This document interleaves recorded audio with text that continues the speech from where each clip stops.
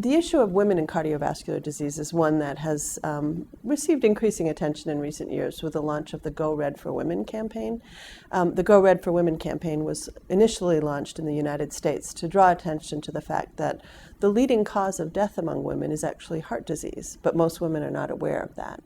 Through Go Red for Women, numbers of women who are aware of that have increased dramatically. Women tend to be underrepresented, not just in clinical trials around cardiovascular disease. Medication dosages are designed without women in mind. These were some key issues that the Go Red for Women campaign was launched to address, and also to generally improve women's awareness of their risk for heart disease and what they could do, steps that they could take to address it.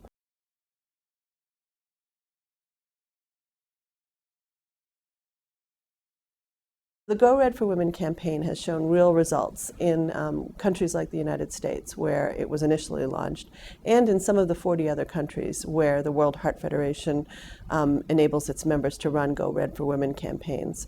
We've seen changes in awareness of heart disease as the leading cause of death in a number of countries where our members are actively running campaigns. However, the work is only beginning. There's clearly a need for, first of all, much more research, much better resources, and much more funding to address the issue of heart disease in women. We have some interesting studies coming out of China that show the lack of awareness of women of their very high risk for stroke, which is the leading cardiovascular disease death in China. We also see in a number of other countries very low awareness of women about CVD as the leading cause of death.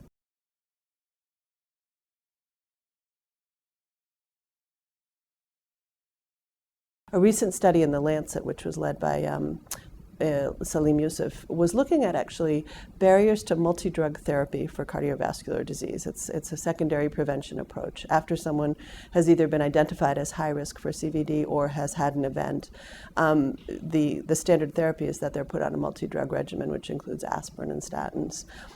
Over the past 10 years, this study looked at what were some of the barriers to, or the differences or similarities across different economic and political systems around people receiving multi-drug therapy. So this study looked at low-income countries, middle-income countries, and high-income countries.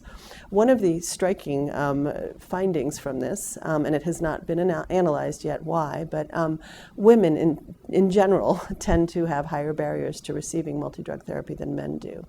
So whether it's in a low-income country, a middle-income country like China, or a high-income country, it was found that women tend to be given less multi-drug therapy, not to stay on it for as long, to be given far less counseling around it. So clearly there's a lot of barriers that need to be explored here, because the reality is that as many women as men die of cardiovascular disease, so very clearly it's an equal burden for both genders, and yet the outreach to women has far lagged behind the outreach to men around addressing CVD.